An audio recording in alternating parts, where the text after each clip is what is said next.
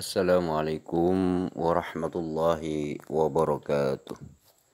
Assalatu wassalamu ala asrafil anbiya wal mursalin sayyidina wa habibina wa syafi'ina nabiyuna Muhammadin sallallahu alaihi wasallam la nabiyya ba'dah. Rabbi shrah li sadri wa yassir li amri wahlul 'uqdatam min lisani yafqahu qawli, amma ba'du. Para sahabat ikhwan fillah, terima kasih Anda telah mendukung channel ini. Mudah-mudahan dukungan Anda dicatat sebagai orang yang mendukung dakwah dan dijadikan orang yang husnul khatimah, masuk ke surganya Allah Subhanahu wa taala. Yang terpenting adalah kita semua mudah-mudahan dijadikan orang yang sukses di dunia dan akhirat. Amin amin Allahumma amin. Nah, pada video kali ini saya seperti biasa, yaitu lanjutan daripada dialog Hasan Madura dengan Rudi Rohanes, sang pendeta senior. Yuk kita saksikan bagaimana kehebohan dialog yang satu ini. Selamat menyaksikan.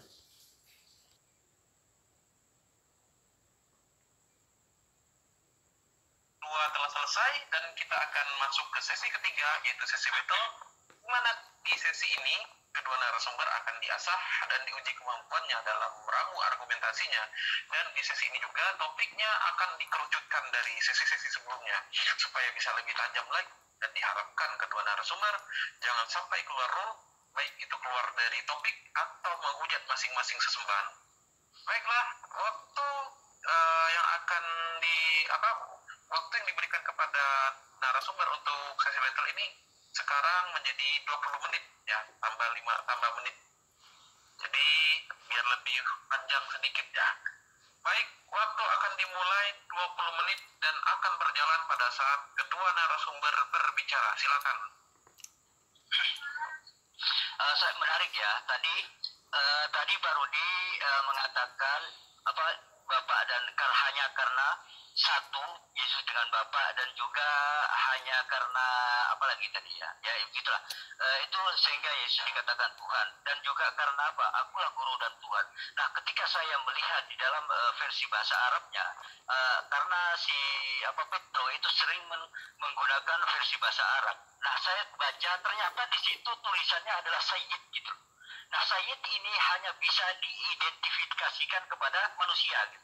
Seperti Sayyidina Ali, Sayyid. Jadi tidak bisa Sayyid ini dikatakan Tuhan, tetapi sekedar Tuhan.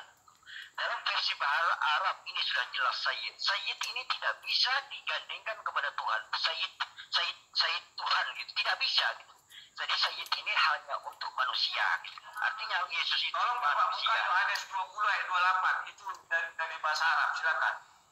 Silakan Bapak. Screen. Ya, Bapak yang kirim, Bapak kan bacanya dalam bahasa Arab. Silakan. Ya. Bapak cari di Yohanes 20 ayat 28. Silakan. Gunakan bahasa Arabnya. Oke, saya bantu. Oh ya, silakan screen yang Tuhan itu. Yang Tuhan itu bahasa Arabnya. Saya mintanya Yohanes 20 ayat 28. Bahasa Arab. Silakan Bapak bacalah. Yang ada akulah Tuhan dan guru gitu. Nah, akulah guru dan Tuhan. Saya sekarang merujuk kepada Yohanes 20 ayat 28. Silakan baca itu.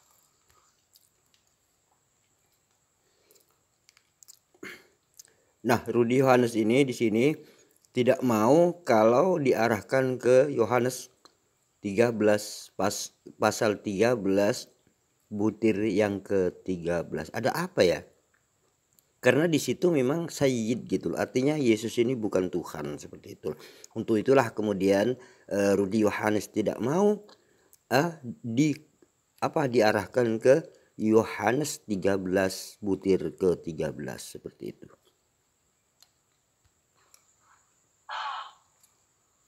Silakan. Itu bahasa Arab loh, Pak. Bahasa Bapak sehari-hari. Silakan. Ya. Gak kelihatan. Mana?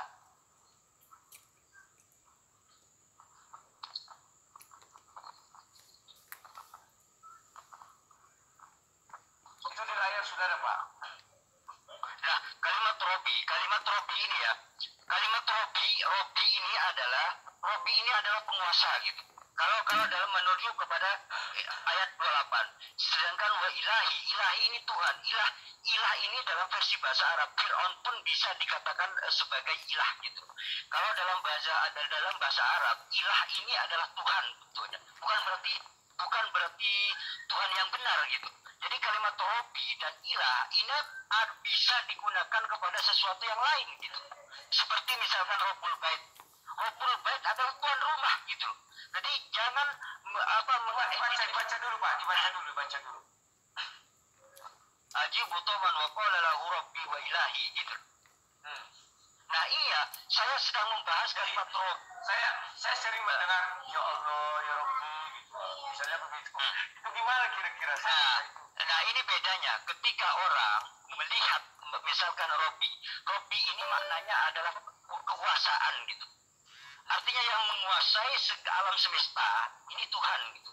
Tetapi kalau yang menguasai Israel belum tentu Tuhan gitu. Bisa saja manusia gitu. Ya dalam ayat itu apakah dikatakan menguasai Israel? Kan tidak. Nah di sini konteksnya kan di sini tidak dijelaskan. Kalau Yesus itu dia bilang Rabbi itu kepada Tuhan. Iya, Bapak ganti-ganti. Nah, Robbi ini ketika Yesus itu dipandang sebagai manusia, maka itu hanya menguasai sekitar. Masalahnya di situ bukan dipandang sebagai manusia, tetapi dipandang sebagai Rab. Iya, Rab itu kalau misalkan orangnya tidak pernah mengaku dirinya sebagai Tuhan, maka kata Rab ini adalah penguasa. Di mana itu kriteria yang Bapak bilang Tuhan itu Rab itu harus mengaku diri sebagai Tuhan? Banyak di dalam seperti di dalam Keluaran berapa tadi ya? Itu sudah jelas bahwa Tuhan itu mengaku dirinya sebagai akulah Allah dalam perjanjian lama. Tidak, yang saya tanya syaratnya. Mana Tuhan mengatakan apabila ada sesuatu yang tidak mengakui dirinya Tuhan bukan Tuhan? Coba kasih saya syaratnya. Misalkan gini, ini sebenarnya logika kita sehari-hari ya. Misalkan gini, saya tidak butuh asumsi Bapak. Iya tidak asumsi, misalkan Bapak monyet kan mengaku Tuhan, apakah Bapak Tuhan kan? Monyet tidak pernah mengaku monyet. Nah, iya monyet itu kan binatang. Misalkan Pak Rudi ini tidak pernah mengaku dirinya sebagai Tuhan. Asumsi Bapak tak tepat, monyet tidak pernah mengaku monyet. Ke Pak Rudi gak pernah mengaku dirinya sebagai Tuhan. Apakah ketika ada orang mengaku Pak Rudi ini sebagai Tuhan, apakah itu dibenarkan? Makanya sudah saya katakan sama Bapak, mana syaratnya? Petik dari kitab suci Bapak. Apabila ada sesuatu yang tidak mengaku Tuhan, maka dia tidak pantas dikatakan Tuhan. Silakan. Di dalam ajaran Islam itu sudah jelas, innani anallah. Sesungguhnya saya ini Allah. Ini pengakuan jelas bahwa Allah itu itu kan pengakuan Tuhan. Tetapi tidak ada Tuhan mengatakan apabila ada yang mengaku Tuhan, tidak mengatakan Tuhan. Dia di sinilah butuh kecerdasan gitu. Di sinilah butuh kecerdasan. Orang cerdas akan tahu. Ketika gimana? Dengarin. Dia semangat benar. Katamu aku guru dan Tuhan. Terus apa salah? Itu ayat berapa itu? Aku guru dan Tuhan itu. Ya itu tadi Yohanes 13 ayat 13. Terserah Bapak tidak mau mengaku. Ya itu bukan urusan saya. Admin, tolong buka Yohanes 13 ayat 13. Dia menyebut ayat 13 versi bahasa Arabnya. Tolong buka itu. Kalau versi bahasa Arab, maka sudah saya arahkan Bapak kepada tadi. Yohanes 12 Pak Pendeta, kenapa gak mau? Kenapa gak mau Pak Pendeta? Mau, buka aja dulu. Dia mengatakan Yohanes 13 ayat 13. Versi bahasa Arabnya tolong tunjukkan. Buka aja dulu Pak Pendeta. Tolong tunjukkan Yohanes 13 ayat 13. Ya, silakan. Mana? Akulah guru dan Tuhan gitu. Akulah guru dan Tuhan itu dalam versi bahasa Arabnya mana? Ini Pak sudah. Itu ayat yang ke 13 berapa tadi? Ayat 13. Pasal 13. 13 ya. Oh ini ya. Bacakan. Untuk tad'una wa sayyidan. Ini wa sayyidan. Nah di sini. Bacakan dulu tuntas. Mu'alliman wa sayyidan. Ini harus jelas. tad'unani mu'alliman wa sayyidan. Kamu memanggil bacakan sampai tuntas. Tolong bacakan. ayat gini. Antum tad'unani mu'alliman wa sayyidan wasnan taquluna li'anni ana kadzalik. Nah, ini seperti di dalam mu'alliman wa sayyidan. Ini adalah apa, mu'allim ini guru, sayyidan ini tuan gitu. Ya. Wa sayyid. Sayyid ini tidak bisa diidentikan menjadi Tuhan, tidak. Karena sayyid ini hanya khusus untuk manusia gitu. Gak ada seperti misalkan Sayyid Tuhan gitu, tidak ada. Tapi Sayyid ini adalah Tuhan gitu. Seperti di dalam kebiasaan orang Arab, Sayyid itu adalah Sayyidina Ali. Tidak bisa Sayyidina Ali itu dikatakan Tuhan. Ayat Al-Quran, tiada Tuhan selain Allah. Aku mau lihat bahasa Arabnya. Tiada Tuhan selain Allah. Coba buka. La ilaha illallah, kalimat la ilaha illallah. Yang ada Tiada Tuhan selain Allah. Coba. iya, tiada Tuhan selain. Apa yang Anda tanyakan? Ilah lah kan? Iya, la ilaha illallah. Ya, yang Anda tanyakan. Dulu kalian mengatakan Tuhan itu nggak ada. Dulu asalnya dari Tuhan. Terus. Nah, sekarang kenapa di situ ada tiada Tuhan selain Allah? Nah, itulah. Mana apa Tuhan? Nah, inilah kecerdasan ilah. Ilahun itu adalah Tuhan. Nah, Sedangkan sayyid kamu sadar ganda ketika saya buka tadi Yohanes 20 ayat 28, kamu bilang ilah itu bukan Tuhan. Sekarang untuk membenarkanlah ilah ilah. dengerin dulu, saya jelaskan lagi. Nah, ilahun itu adalah konteksnya itu umum. Fir'aun bisa dikatakan ilah. Jadi apapun bisa dikatakan ilah. Maka Sekarang Bapak buka tiada Tuhan selain Allah. Apa? nah, inilah makanya di dalam Islam Buka itu. Artinya ilah Bapak bilang berlaku umum. Tidak bisa dilanggarkan dong. Nah, ini yang saya jelaskan. La ilaha, tiada Tuhan. Artinya menafikan dalam hati ini semua Tuhan-Tuhan yang dianggap Tuhan itu dibuang. Saya Tiadakan semuanya. Saya lebih kepada kata la ilah. Sementara Yohanes 20 ayat 28 ilah ada salah Bapak tolak. Tidak bisa. Nah, ilah, Nabi pun Bapak tolak di sana adalah Tuhan. Tidak bisa. ilah Oke, itu sekarang saya bertanya ke Nah, sebenarnya Pak Rudi ini sudah paham ya tentang kalimat la ilaha illallah itu. Karena apa? Karena kalimat la ilaha illallah itu awalnya kan tiada Tuhan. Artinya jika Pak Rudi misalkan menuhankan Yesus misalkan seperti itu, dan kemudian ada orang lain menuhankan Lata, ada orang lain menuhankan Fir'aun, ada orang lain menuhankan Uzah seperti itu ya, Uzair dan seterusnya. Dan semuanya itu dianggap anak Allah dan Allah juga misalkan, dan itu dianggap sebagai Tuhan oleh orang-orang lain. Nah, itu awalnya itu melekat di dalam hatinya. Maka ketika ada kalimat la ilaha illallah, maka semua itu dibuang.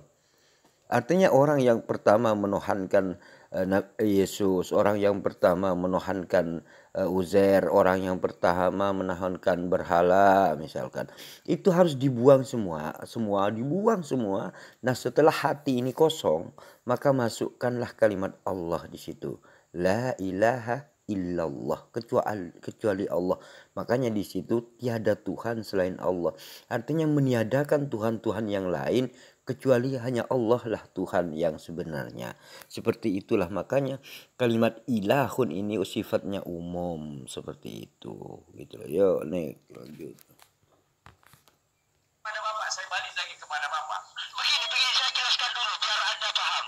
Ilah ini sifatnya umum. Ilah ini Fir'aun pun bisa dikatakan ilah. Karena Fir'aun itu menggunakan kalimat ilah. Mana ayatnya di dalam Al-Quran Fir'aun itu ilah? Ilah Fir'aun itu dikatakan ilah gitu. Karena ayat berapa? Ayat Saya baru dapat ini pengetahuan baru nih. saya. Ada yang tahu tentang Fir'aun dituhankan itu? Ada yang hafal ayatnya ayat berapa? Saya pauskan dulu ya waktunya. Biaya bahasa Arabnya Fir'aun disebut dituhankan gitu. Kemarin itu pas Jumu'ah atau Karena saya tidak hafal ayatnya berapa dan seterusnya. Tolong tunjukkan. Tapi di situ dipanggil ilah. Nah, sambil saya terangkan ya begini. Ilah itu sifatnya umum. Semua yang dianggap Tuhan, yang diagungkan itu disebut ilah. Itu disebut Tuhan. Ini sifatnya umum. Tetapi ketika kalimat tak malah Bapak lanjutkan, tunggu dicatat. cari dulu, tenang aja lah slow. Iya, Anda sambil jelaskan sedikit biar paham. Kalau saya jelaskan waktunya lagi di pause.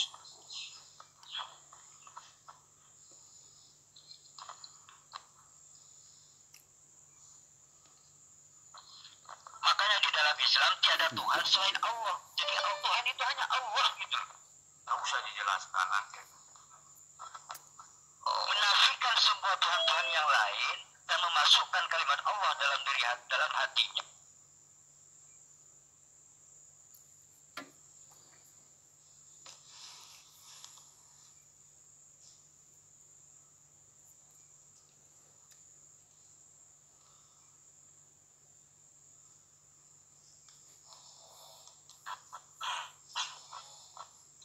Saya kan karena gak hafal di situ ayat berapa, tetapi ketika berbicara Tuhan Fir'aun itu dituhankan gitu menggunakan kalimat ilah kayaknya tuh. Faqala ana rabbukumul a'la, terus lagi Allah menghukumnya dengan azab yang berkaitan dengan Fir'aun. Fir'aun disebut Allah, disebut ilah Tuhan. Di surah berapa itu? Surat 79 ayat 24. Oke. Ya, terus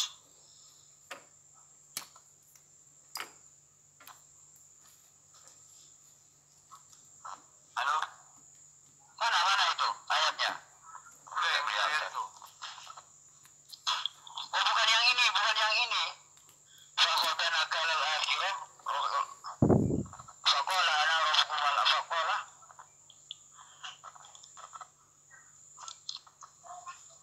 Yang mana Pak kalau boleh?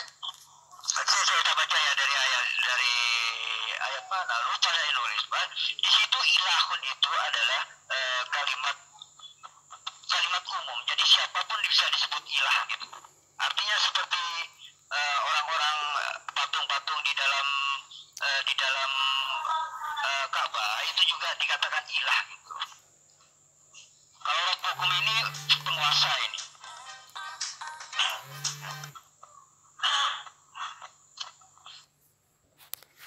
Nah, tadi tentang surat 79 ayat yang ke-24 itu mengenai Robbi. Artinya Fir'aun itu mengaku Robbi, mengaku penguasa gitu loh. Yakni di sini Fir'aun itu mengaku ilah juga mengaku Robbi seperti itu. Nah, ayat yang ditunjukkan tadi adalah kalimat Robbinya, sementara yang disebut dengan ilah itu surat apa itu pada saat itu lupa. Tetapi ini yang ditampilkan ini adalah Fir'aun mengaku Robbi. Terus kemudian Fir'aun juga pernah mengaku ilah seperti itu. Oke, Bapak sudah memakan waktu 10 menit, saya lagi bertanya gimana? Ya, silakan sambil tanya karena saya gak hafal ayatnya tentang itu, tapi saya bisa menjelaskan gitu. Ayat berapa dan berapa ini Ya. tidak hafal. Hidupkan lagi waktunya, timernya. Halo, admin timer. Lanjut. Ya, saya mau bertanya kepada Bapak. Bapak mengenal yang namanya kalamullah. Coba jelaskan kepada kami, apa sih kalamullah itu? Apakah dia berasal dari Allah SWT atau bagaimana? Silakan. Ya, kalamullah itu adalah firman Allah gitu. Kalamullah itu firman Allah. Kemudian firman Allah ini semua para utusan Allah ini adalah Yang saya tanya, apakah dia berasal dari Allah langsung atau bagaimana? Berupa tulisan kah atau berupa suara kah atau berupa apa? Silakan. Allah itu firman tanpa dengan tulisan, tidak dengan tulisan juga tidak dengan suara gitu. Nah, di sini mengatakan Allah itu berfirman tidak dengan tulisan juga tidak dengan bahasa seperti itu. Karena apa?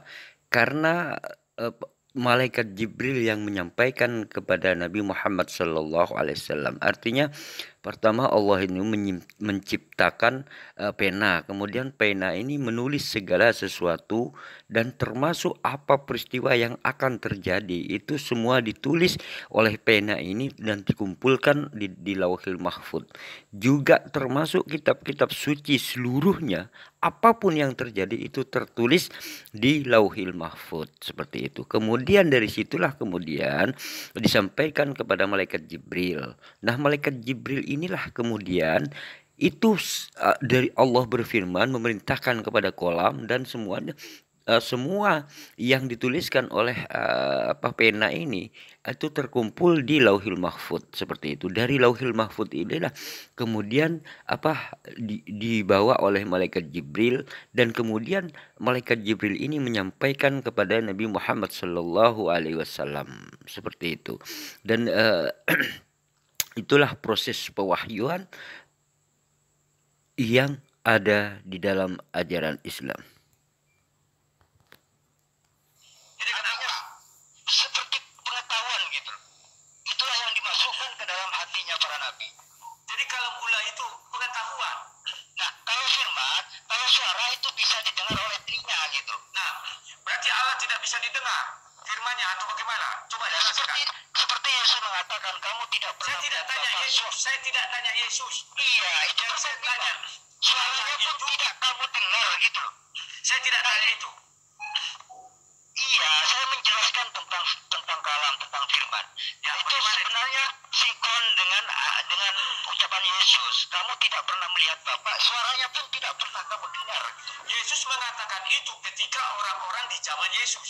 Memang Bapak tidak ada lagi berfirman situ karena ucapan Yesus semuanya adalah firman. Loh, katanya Yesus Tuhan. Loh, Yesus Satu dengan Bapa. Yesus itu firman Allah yang menjadi manusia. Iya, katanya Pak. Katanya satu dengan Bapa. Sebentar, mengenai ketuhanan Yesus bukan begitu penjabarannya. Aku dan Bapa adalah kalau Yesus satu dengan Bapa, berarti Yesus kan Bapa juga dong. Saya cerita, saya jawab sama Bapak, dengar dulu. Sekarang Bapak yang saya tidak lihat wajah Bapak loh.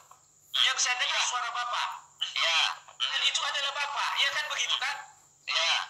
Ya sudah, begitu. Ya, misalkan gini. Sekarang Hasan satu dengan Rudi Yohanes. Gitu loh. Terus Anda mengatakan kamu tidak akan melihat Hasan. Itu gimana bukan pengertian begitu. Contoh, Sang Debatas berkata, aku dan Rudi Yohanes adalah satu. Memang satu. Iya, ketika Anda berkata kepada orang lain, kamu tidak akan melihat Rudi Yohanes, berarti Anda kan bohong. Contoh, saya bukan bohong. Misalnya saya Bukan bohong Anda ini di sini. Tidak, contoh. Sebentar. Pakai contohnya, pakai. Sebentar. Ketika saya pakai. Nah, demi untuk menjelaskan kebingungan Trinitas, Rudi Yohanes ini sampai mau pakai topeng gitu loh, demi menjelaskan Trinitas. Nah, di sini juga tidak apa ya, Trinitas pun tidak dijelaskan di sini gitu loh. Cuman sampai Pak Rudi ini pakai topeng.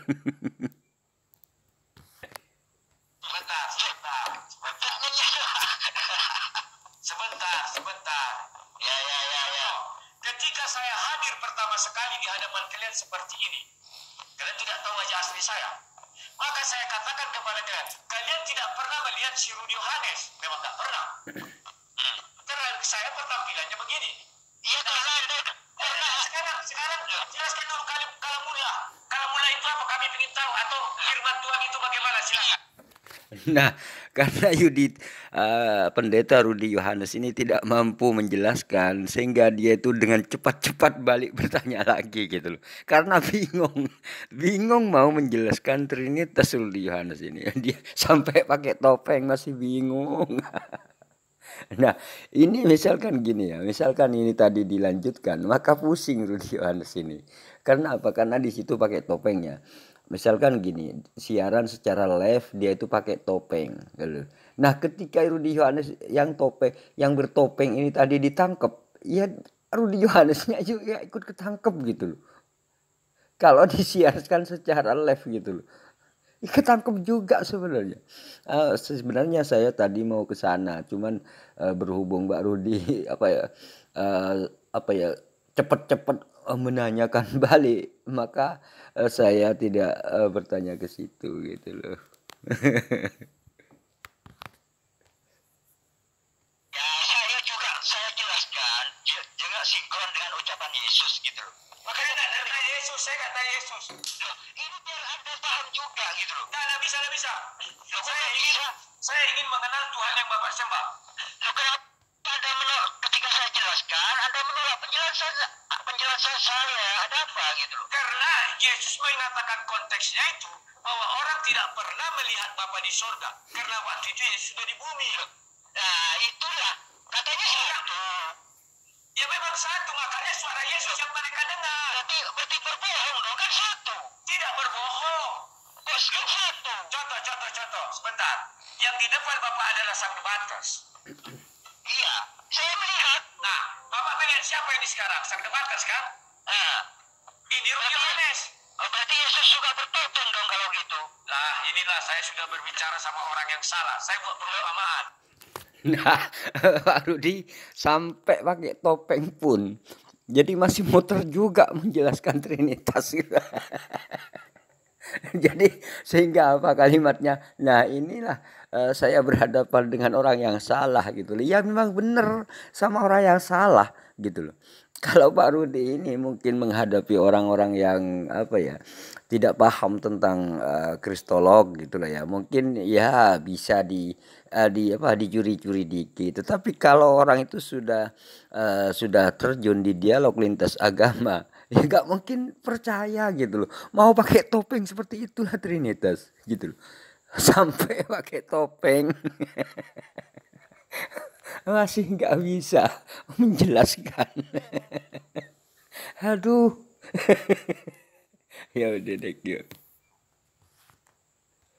Sekarang saya tanya, kalau mula itu berasal dari diri Allah atau tidak? Iya, makanya saya jelaskan. Kalau Tidak, tolong dijawab kalau mula itu berasal dari diri Allah apa tidak? makanya dengerin saya jelasin. Jelaskan sesuai Al-Quran, kasih ayat. Nah, ini Pak Rudi mulai ketakutan. Takutnya saya itu menyinggung Trinitas lagi. Makanya dia itu selalu menekankan, jelaskan dengan Al-Qur'an. Takut pakai topeng lagi ini Pak Rudi ini sebenarnya.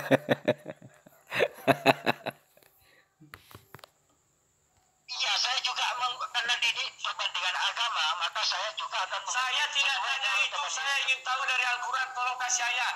Kalau mula itu berasal dari Allah atau tidak, silakan. Kalau Allah itu berasal dari Allah Kasih Subhanahu wa ayat. taala. Kasih ayat. Ya, semuanya itu kalau Allah di dalam Al-Qur'an itu. Nah, berarti buku itu kayak kalam mula atau yang diucapkan Nabi Muhammad? Firman Allah itu kemudian ditulis dan menjadi kitab suci. Berarti bukan dalam mula. Nah, itu Berarti yang disebut. buku. Kalam mula yang di kalam firman Allah yang dibukukan namanya kitab. Ya, Kitab. itulah yang disebut. Nah, makanya yang saya tanya, mana Kak firman Allah itu mana? Itu yang saya tanya, mana? Nah, itulah yang disebut firman menjadi kitab suci. Ya, saya tanya. Ya, saya tidak tanya itu. Saya tidak tanya firman yang jadi kitab suci. Ya, Pak Rudi ini ketakutan ketika saya mengatakan firman itulah yang menjadi kitab suci. Artinya ketika Allah berfirman kepada Nabi Muhammad, kemudian Nabi Muhammad menganjurkan menulis, maka saya logikakan firman itu menjadi kitab suci. Nah, di sini Rudi ketakutan, takut disuruh pakai topeng lagi gitu loh. Kenapa? Karena keyakinan Pak Rudi ini firman menjadi daging, menjadi Yesus seperti itu, menjadi manusia seperti itu. Maka saya di sini memang menjawab sesuai dengan apa imannya yang diyakini oleh Pak Rudi, firman menjadi kitab suci seperti itu. Nah, disinilah sebabnya Rudi Yohanes menolak, takut disuruh pakai topeng lagi gitu loh. Yuk, lanjut. saya tanya, firman Allah itu yang mana? Jelaskan.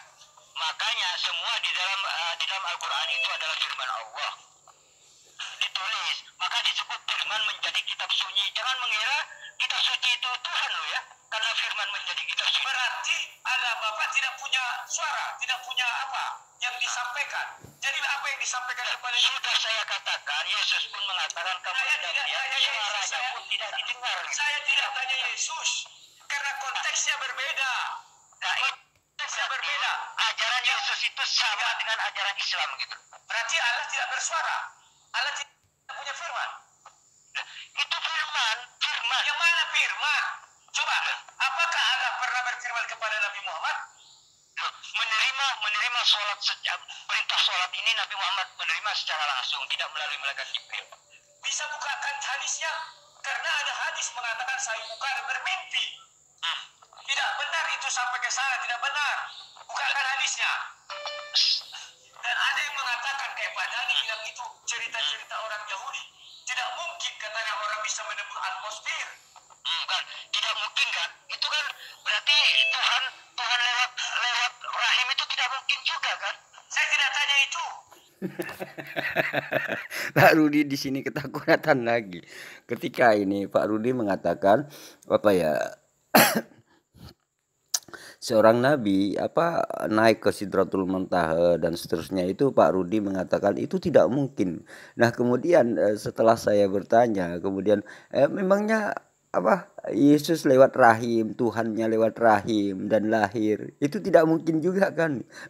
Langsung Pak Rudi mengelak, saya tidak tanya itu gitu. Takut disuruh bertopeng lagi Pak Rudi ini. Yuk, ini lanjut. Yang saya tanya, kalau ajarnya mengenai firman, jangan lebar-lebar. Kalau Yesus itu sudah saya katakan, firman yang menjadi manusia, bukan Tuhan menjadi manusia. Paham? Ya, itu kita suci. Nah, Pak Rudi ini ada kesalahan besar di sini. Pak Rudi mengatakan dalam keyakinan Kristen, dalam kitab suci Kristen, firman menjadi manusia gitu, bukan Tuhan yang menjadi manusia. Padahal di dalam Yohanes 1, yakni Yohanes pasal 1, butir yang ke-1 itu mengatakan bahwa pada mulanya adalah firman bersama-sama dengan Allah, firman adalah Allah. Artinya di sini yang disebut dalam keyakinan Kristen itu firman itu adalah Tuhan itu sendiri, Allah itu sendiri. Itu di dalam kitab sucinya Pak Rudi gitu loh. Nah, namun Pak Rudi di sini karena takut disuruh pakai topeng, maka akhirnya apa? Maka akhirnya Pak Rudi ini mengatakan bahwa di situ bukan Allah yang jadi firman, yang menjadi manusia. Yang menjadi bukan Tuhan, yang bukan Allah yang menjadi manusia, tetapi firman yang menjadi manusia. Seperti itulah jawaban Pak Rudi. Karena apa? Karena Pak Rudi ini ketakutan, takut dipakaikan topeng lagi gitu loh. Yuk, lanjut. Nanti itu kita buat, kalau kami kitab suci itu firman yang dibukukan. Kalau firman Allah ini dalam bukan firman menjadi kitab suci, firman menjadi manusia. Sama konteksnya gitu. Mana ada firman menjadi kitab suci, yang ada firman dituliskan. Kalau menjadi, dia berubah. Langsung kayak misalnya, simsalabim jadilah, maka jadi. Beda, tak bisa Bapak tidak sama aja. Mana ada menjadi manusia, itu dilahirkan. Sama aja, dilahirkan. Menjadi manusia ada Yesus. Dilahirkan kan? Sama dilahirkan kan? Memang dilahirkan sama dengan kita. Apa sama dengan dilahirkan? Ya posisinya sama. Alkitab ditulis juga gitu, kitab ini. Sama gitu. Itu bukan firman menjadi Alkitab. Tak ada itu. Tetapi firman yang dituliskan, itu namanya Alkitab. Iya, orang menjadi manusia. Itu perpencarannya. Sebentar. Makanya Bapak tidak mengerti kalimat menjadi, Bapak tidak mengerti arti firman. Jelaskan kepada kami apa firman Allah. Silakan. Ketika di Sidratul Muntaha, Nabi Muhammad mendapat perintah mengenai sholat itu. Buktikan apa yang terjadi sana. Apakah Allah bersuara? Apakah Allah memberi pikirannya atau pengetahuan atau apa? Silakan. Sebenarnya begini ya, kalau saya bahas di dalam kitab Kejadian pasal 1. Kejadian.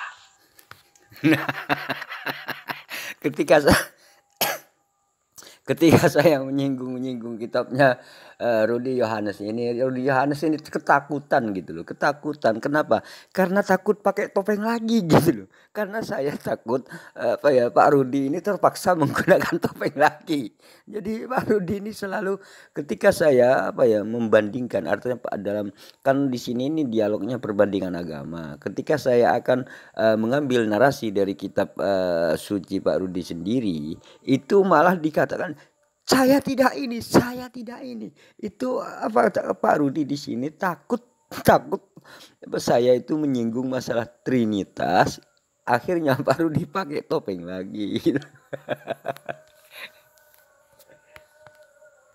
Yang saya tanya, ketika Nabi Muhammad di Sidratul Muntaha, itu Allah memberikan perintah sholat. Coba jelaskan, itu berupa apa? Apakah berupa tulisan? Apakah berupa suara? Atau berupa apa? Silakan. Perintah ini adalah menerima perintah langsung dari Allah Subhanahu wa taala, yaitu berupa pengetahuan, karena Allah menaruh firman di dalam hatinya Nabi Muhammad sallallahu alaihi wasallam gitu. Ya, berarti Bapak mau mengatakan Allah itu bisu? Loh, tidak, bukan begitu, berfirman, tetapi suaranya Berfirman itu bagaimana? Makanya jelaskan. Apakah begini ya, ketika apakah berfirman? begini, saya jelaskan. Dimasukkan saja? Begini, ketika orang cerdas itu, misalkan orang itu akan atau mengukur kemampuan orang yang lawannya gitu. Misalkan saya menghadapi anak tika, maka bahasa saya ini sesuai dengan kemampuan anak tika gitu. Tidak bisa menggunakan bahasa saya yang dewasa kan gitu. Ya, berarti Saya menggunakan bahasa.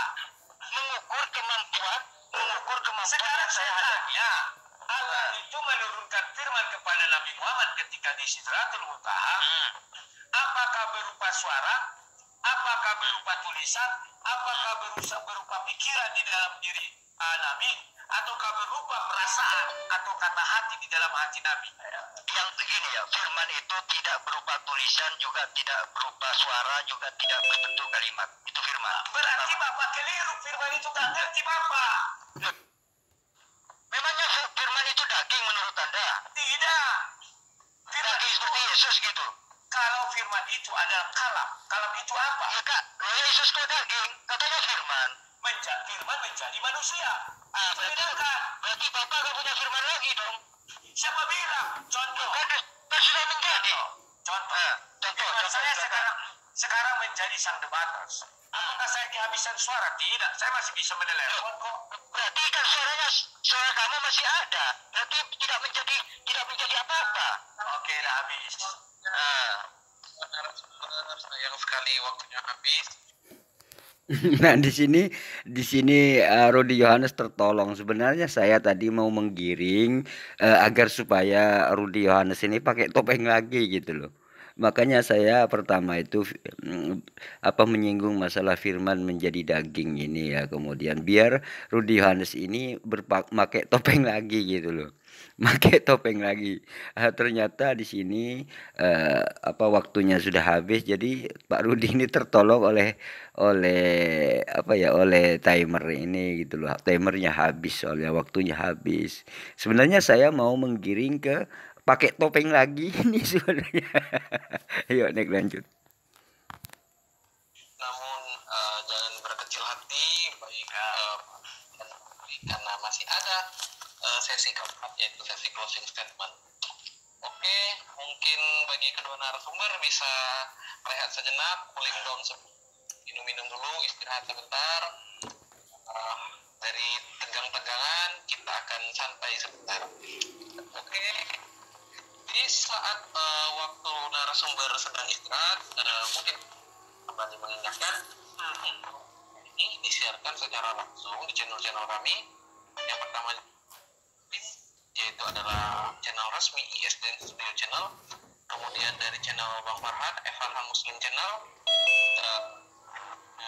Amir yaitu Nyom Nyom Channel, dari channelnya Pak Agus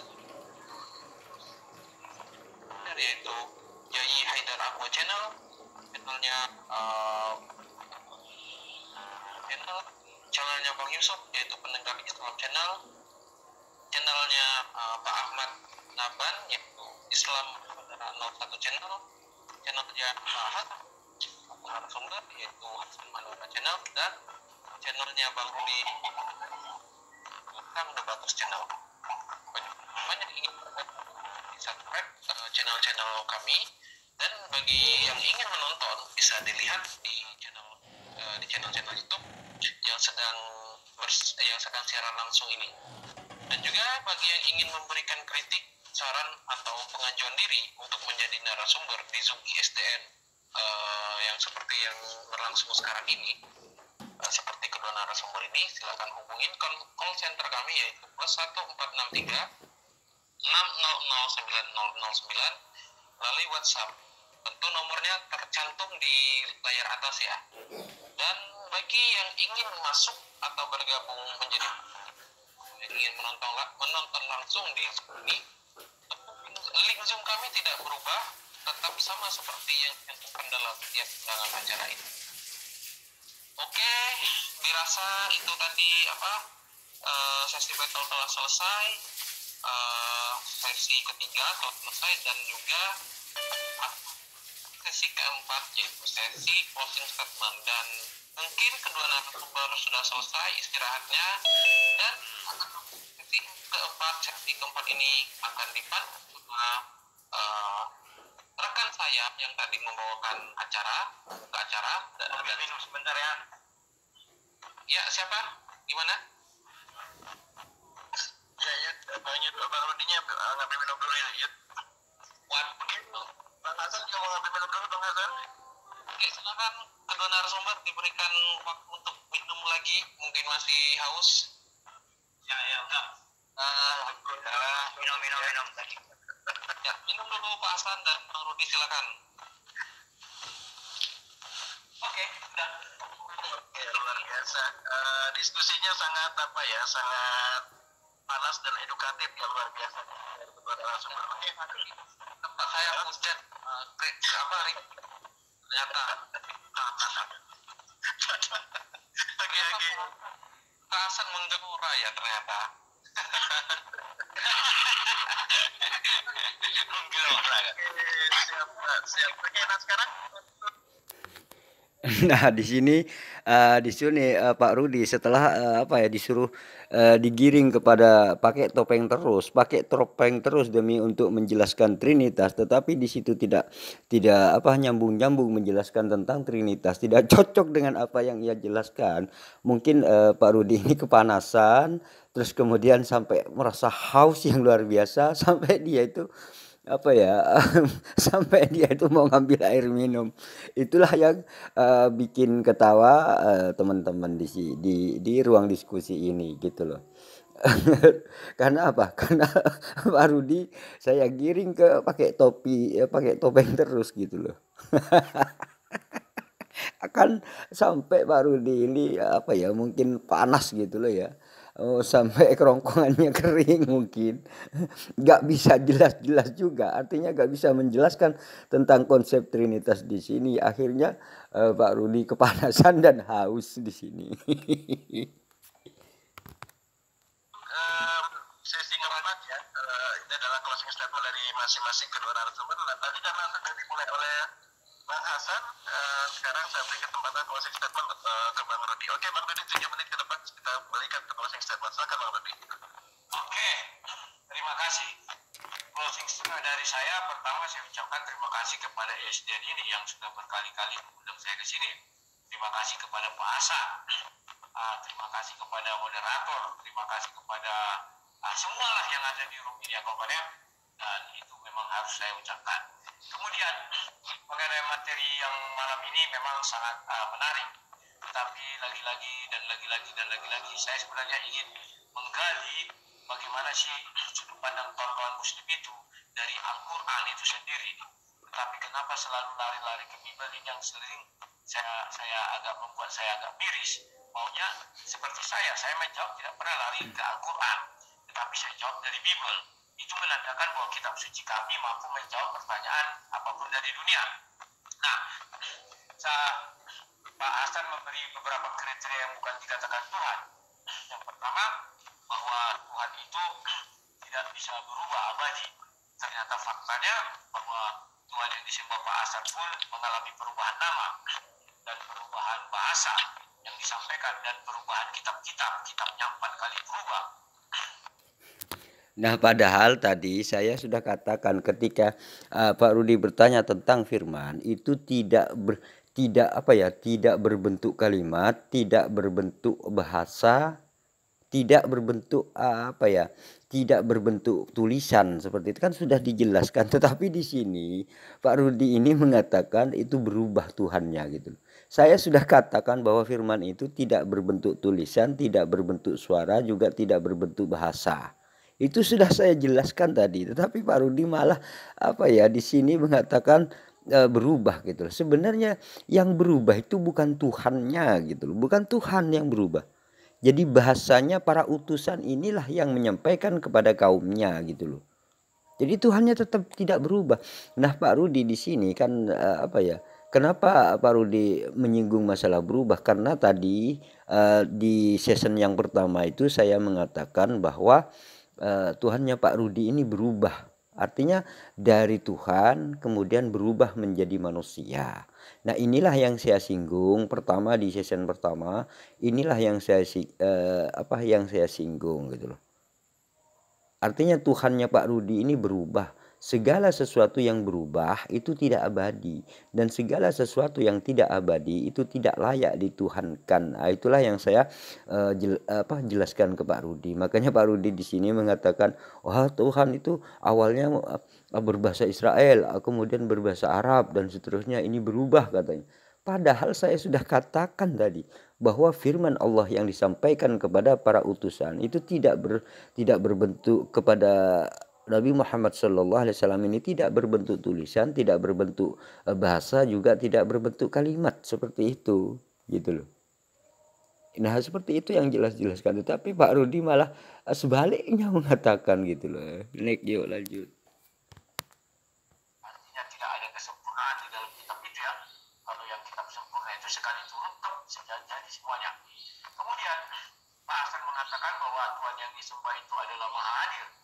Sedangkan menurut Pak Hasan Allah itu tidak bisa kemana-mana, bisa memberi jenis pikiran atau kecerdasan atau pengetahuan. Itu namanya bukan Maha Hadir. Kalau Maha Hadir itu Allah itu bisa kemana saja, di mana saya suka hati dia. Nah, saya mengatakan tadi ketika Pak Rudi ini bertanya, apakah Tuhan itu Maha Hadir di dalam ajaran Islam? Saya menjawab, Tuhan itu Al-Hadiruh, Maha Hadir. Saya sudah menjawab seperti itu sebenarnya. Arti yang dimaksud dengan kehadiran Tuhan di dalam ajaran Islam itu kekuasaan Tuhan itu meliputi segalanya. Artinya termasuk meliputi saya gitu. Seperti itulah yang dimaksud Allah Maha Hadir.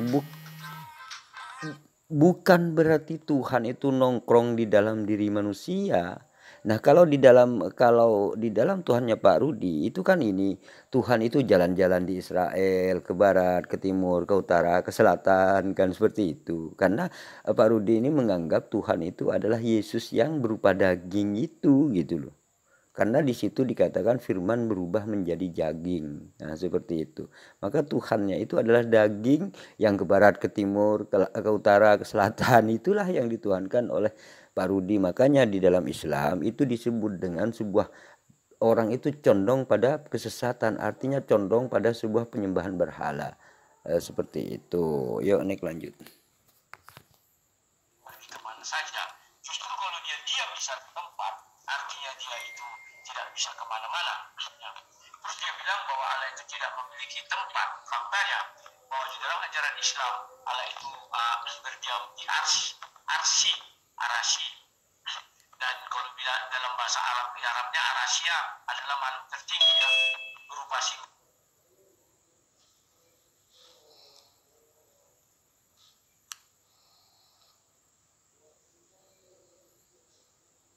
sana seperti kubah yang memiliki tiang-tiang yang dipikul katanya kan. Maka ada ayatnya di Taha 25 itu bahwa itu dipikul oleh 8 malaikat, pertama 4 habis itu 8 ya. Nah, kemudian Nah, tadi Pak Rudi bertanya tentang Tuhan di dalam Islam itu kan tidak butuh tempat, tidak butuh ruang dan waktu. Kan begitu ya. Kemudian Pak Rudi mengklaim itu kan Tuhan itu berada dalam berada di dalam arsy, katanya Pak Rudi. Nah, sebenarnya Pak Rudi sendiri kesalahannya memahami tentang arsy itu sebenarnya. Sebenarnya kalimatnya di dalam Islam itu a'lal arsy, artinya kekuasaan Allah meliputi arsy gitu. Bukan berarti Tuhan duduk nongkrong di atas arsy, tidak. Jadi pemahaman karena pikiran Bapak Rudi ini condong pada sebuah penyembahan berhala. Artinya Tuhan itu butuh tempat, yang diyakini Pak Rudi ini artinya Tuhan itu butuh tempat sehingga harus nongkrong. Maka pemikiran Pak Rudi ketika ada kalimat ars itu Tuhan dikira nongkrong, seperti itu. Seperti keimanan Pak Rudi ini, artinya Tuhan berada duduk kursi di sorga sebelah kanan dan sebelah kiri, kemudian Yesus itu duduk dan seterusnya. Seperti itulah gambaran Pak Rudi. Artinya Pak Rudi ini pemikirannya atau ini wawasannya belum nyampe kepada taraf pengetahuan umat Islam, seperti itu. Dia juga mengatakan bahwa tidaklah disebut Tuhan kalau tidak mengaku sebagai Tuhan. Maka saya katakan di dalam kekristenan Yesus mengaku Tuhan, banyak ayat dia mengaku Tuhan. Mulai dari Yohanes 10 ayat 30, Yohanes 13 ayat 13, bahkan murid-muridnya juga mengatakan dia adalah Tuhan, Thomas mengatakan dia adalah Tuhan, dan Yesus tidak pernah membantahnya. Saya sudah berdialog di depannya bahwa Yesus itu tidak pernah mengaku dirinya sebagai Tuhan. Nah, Yudi menyebutkan Yohanes 13 butir yang ke-13. Di situ saya sudah klarifikasi dari awal tadi ya, itu bahwa itu adalah Tuhan, bukan Tuhan gitu loh. Dan kemudian katanya Yohanes ini juga menyebut Tuhan segala macam. Itu bukan berarti memanggil Yesus sebagai Tuhan. Kenapa Yesus gak marah? Ya karena memang di situ bukan kepada Yesus. Artinya ketika kalimat itu misalkan dipahami oleh seorang muslim, maka tahu orang muslim itu bahwa muridnya itu bukan memanggil Tuhan kepada Yesus, seperti itu. Karena berhubung apa yang ada dalam pengetahuan Pak Rudi ini cuma sebuah condong pada sebuah Tuhan itu harus digambarkan, maka keyakinannya jadi seperti Pak Rudi ini akhirnya, seperti itu. Ya, menurut Islam ini menyimpang Pak Rudi ini. Karena apa? Menggambarkan sesuatu, membentuk patung dan seterusnya, patung Yesus dan seterusnya. Ini menyimpang menurut ajaran Islam, seperti itu. Jadi tidak heran kalau Pak Rudi selalu mengatakan bahwa Tuhan menjadi daging dan itu itu menurut ajaran Islam itu sangat sesat gitu loh, ingkar kepada Allah, seperti itu. Bahwa dia adalah Tuhan. Kemudian apa yang dibahas dari segi bahasa Arab, maaf, bahwa Alkitab itu pertama sekali ditulis bukan dalam bahasa Arab. Lalu jangan dulu bicara. Dan kalau Injil itu ditulis itu memang dalam yang pertama sekali itu memang dalam bahasa Yunani, itu tidak bisa dipungkiri. Dan dalam bahasa Ibrani pun tetap dikatakan di situ Yohanes 20 ayat 28 itu Theos, dan Yesus tidak pernah membantah hal itu. Dan kemudian bahwa mengenai Yesus adalah firman Allah yang menjadi manusia, itu bahasan lain. Ya nanti itu kita bahas tersendiri, karena untuk membahas itu saya memang harus memberi percontohan. Ketika Yesus mengatakan aku dan Bapa satu, orang banyak bingung menerjemahkan ini, apalagi Yohanes 1 ayat 1. Pada mulanya ada firman bersama-sama dengan Bapa, maka firman adalah Bapa. Orang sering mengambil contoh yang berbeda. Contoh tadi Pak Hasan bilang, pada mulanya adalah Hasan bersama-sama dengan Rudi. Dia tidak mengerti bahwa Hasan dan Rudi itu dua orang yang berbeda. Kalau yang dimaksud di sini adalah yang sama. Contoh, saya mengirim digital saya ke hadapan kalian semua, itu adalah namanya Sang Debater saya buat. Dan saya sendiri yang asli namanya Yohanes. Pada mulanya adalah Sang Debater bersama-sama dengan Yohanes, maka Sang Debater adalah Yohanes. Dan itu banyak pengejauhan bahannya ketika contoh kita bertelepon. Yang dengar adalah suara saya, dan kalian mengatakan ya Rudi. Padahal yang kalian dengar suara atau dalam Tuhan itu adalah firman itu sendiri. Nah, tadi Rudi Yohanes menggambarkan dalam konteks Trinitas ini adalah Rudi Yohanes mengutus Sang Debater, seperti itu ya. Artinya ketika saya berbicara dengan Rudi Yohanes ini, ketika Rudi Yohanes memakai topeng, itu artinya sang debater seperti itu. Nah, itu misalkan saya berhadapan dengan Rudi Yohanes di sini. Nah, ketika Rudi Yohanes yang berpakai topeng ini tadi ditangkap oleh saya, maka itu Rudi Yohanesnya yang ditangkap gitu. Itu menunjukkan bahwa ketika Yesus ini ditangkap oleh orang Romawi, dibunuh oleh orang Romawi, itu menunjukkan Tuhannya, semua Tuhannya orang Kristen itu ketangkap oleh orang Romawi. Kalau perumpamannya diumpamakan seperti yang Pak Rudi gambarkan seperti itu. Nah, misalkan gini, sang debater itu misalkan Pak Rudi ini melakukan sesuatu secara live gitu dengan saya gitu kemudian. Nah, kemudian saya berbicara dengan Pak Rudi secara live di dalam Zoom ini misalkan gitu. Nah, kemudian Pak Rudi yang sang debater ketika memakai topeng ini ditangkap oleh orang gitu loh. Ditangkap, ketangkep nih sang debater. Itu menunjukkan bahwa Pak Rudi juga ikut ketangkep gitu. Nah, ketika sang debater ini dibunuh oleh orang, maka Rudi Yohanesnya juga dibunuh gitu loh. Artinya semua konsep Trinitas di dalam kekristenan ini amburadul jadinya. Gitu. Ketika Yesus ini dibunuh oleh orang Romawi, maka di sini menunjukkan bahwa semua Tuhannya Bapak Rudi ini, Trinitas ini ikut terbunuh semua gitu loh.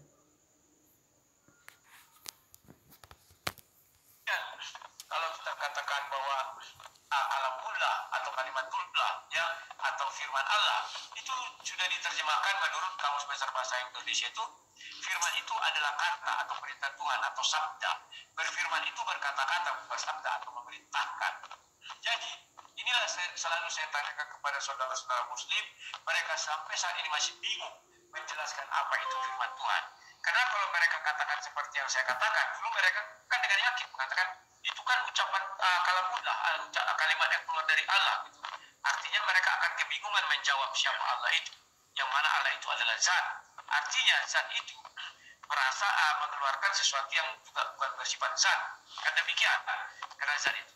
Ini suara feedback ini dari siapa ya? Kayaknya Pak Rudi ini sebenarnya tidak tahu apa itu firman. Firman itu yang disebut di dalam Islam itu adalah sesuatu yang ketika Allah berfirman kepada Nabi Muhammad SAW, ini dari Allah ini tidak tidak berbentuk tulisan, tidak berbentuk kalimat, juga tidak berbentuk suara seperti itu gitu loh.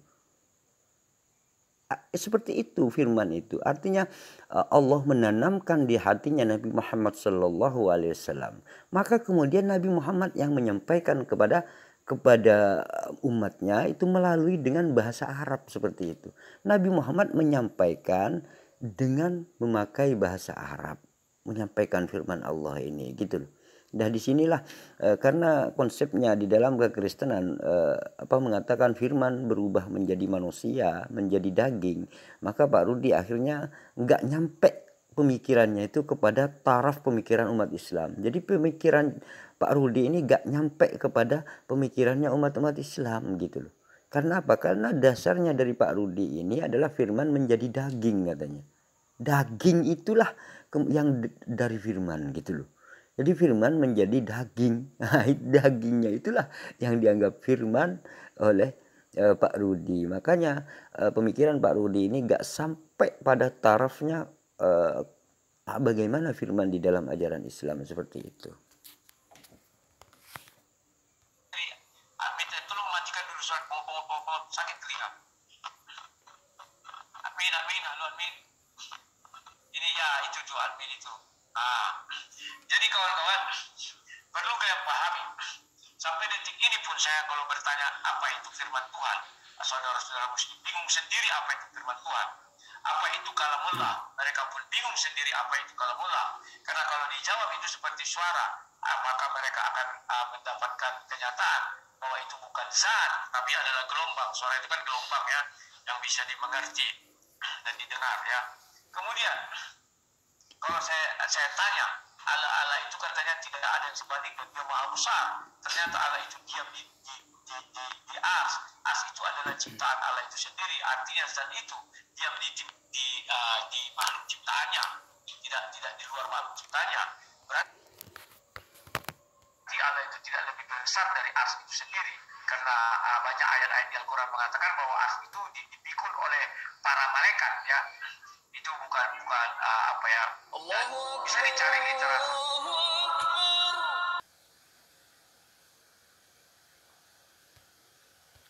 Ini masih ada hitungan detik nih, 11, 10, 9, 8. Oke, untuk kelas STP selanjutnya saya berikan ke Bang Hasan. Oke Bang Hasan, silakan 7 menit ke depan saya berikan waktunya. Oke, bisa mulai Bang Hasan, silakan.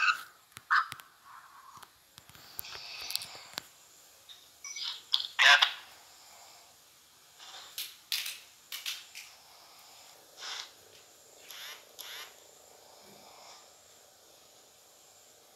Selanjutnya saya berikan ke Bang Hasan. Oke Bang Hasan, silakan 7 menit ke depan saya berikan waktunya. Oke, bisa mulai Bang Hasan, silakan.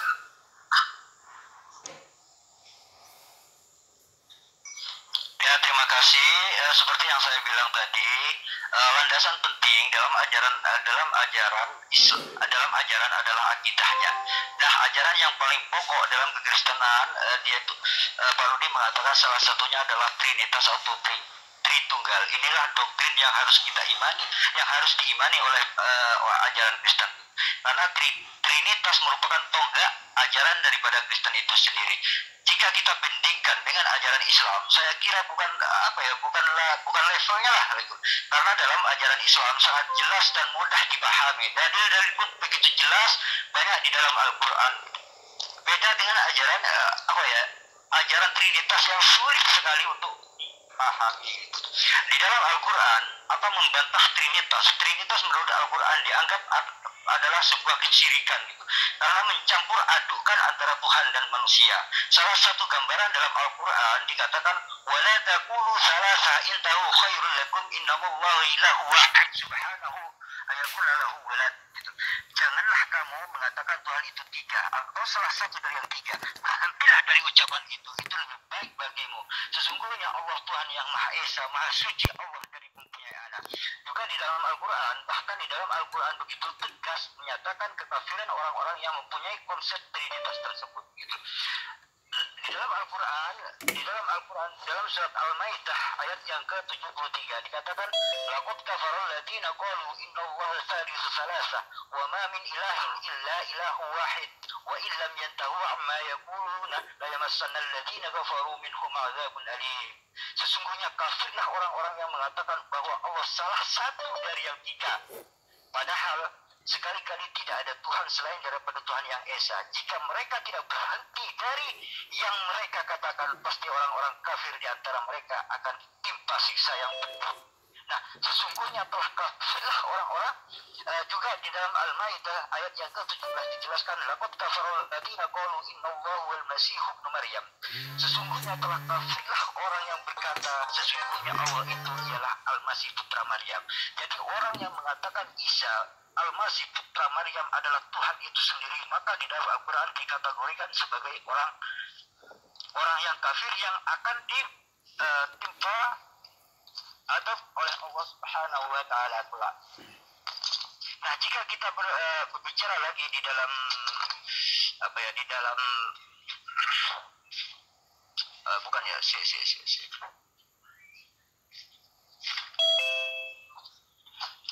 dalam ajaran Nabi Musa, juga di dalam ajaran Nabi Isa, dan juga di dalam ajaran Nabi Muhammad SAW, ini sebenarnya serumpun atau sama-sama mengajarkan tentang keesaan Allah Subhanahu wa taala. Nabi Isa ini mengajarkan tidak pernah atau menolak dirinya itu dijadikan Tuhan.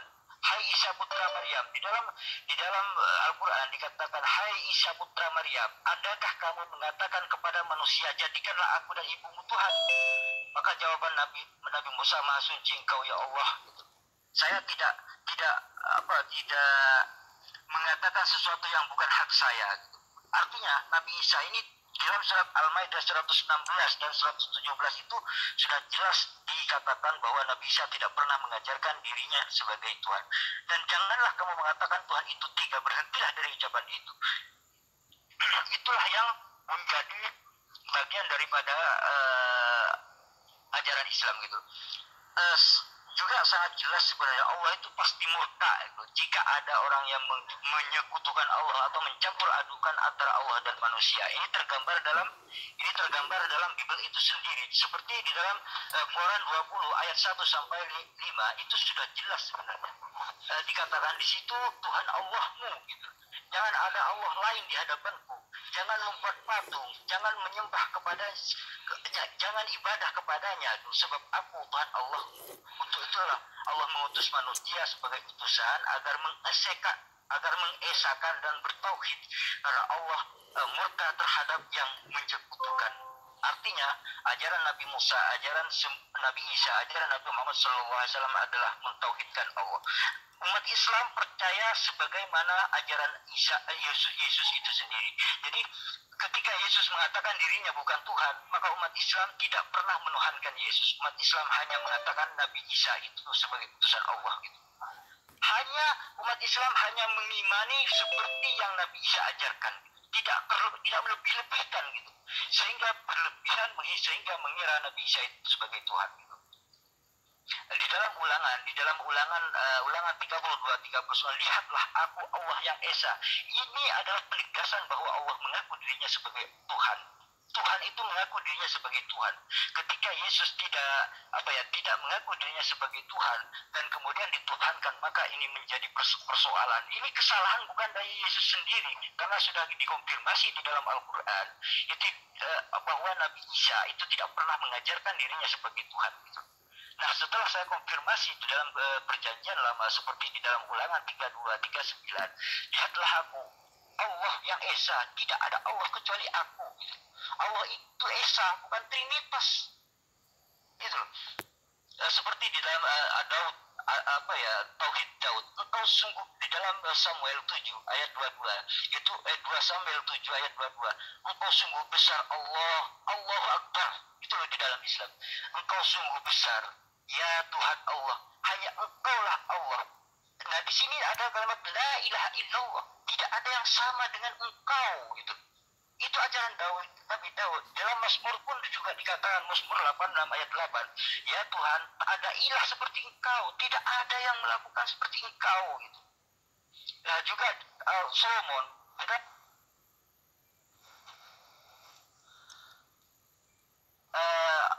satu Raja-Raja pasal 8 ayat 23 dikatakan dan berdoa Tuhan Allah Israel, tidak ada yang seperti engkau di langit dan di bumi.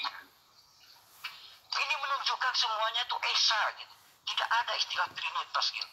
Bahkan Nabi Yesaya pun itu mengatakan, hai umatku, kamulah saksi-saksiku. Dalam Yesaya 43 ayat yang 10, hai umatku, kamulah saksi-saksiku, kamu kupilih jadi hambaku, supaya mengenal aku dan percaya kepadaku dan mengenal bahwa akulah Allah. Akulah Allah yang Maha Esa, tak ada lain sebelum dan sesudahku gitu. Jadi kalau misalkan selain yang terlihat itu dianggap Allah, maka ini dibantah oleh perjanjian lama itu sendiri. Dan Kristen melanggar kitabnya sendiri karena Kristen beranggapan Tuhan itu Trinitas gitu. Inilah kata Tuhan yang Maha Kuasa, Raja dan Pelindung. Aku Allah yang Maha Esa, yang pertama dan yang terakhir. Itu di dalam Yesaya 44 ayat 6. Nah, ini tauhidnya Yesus.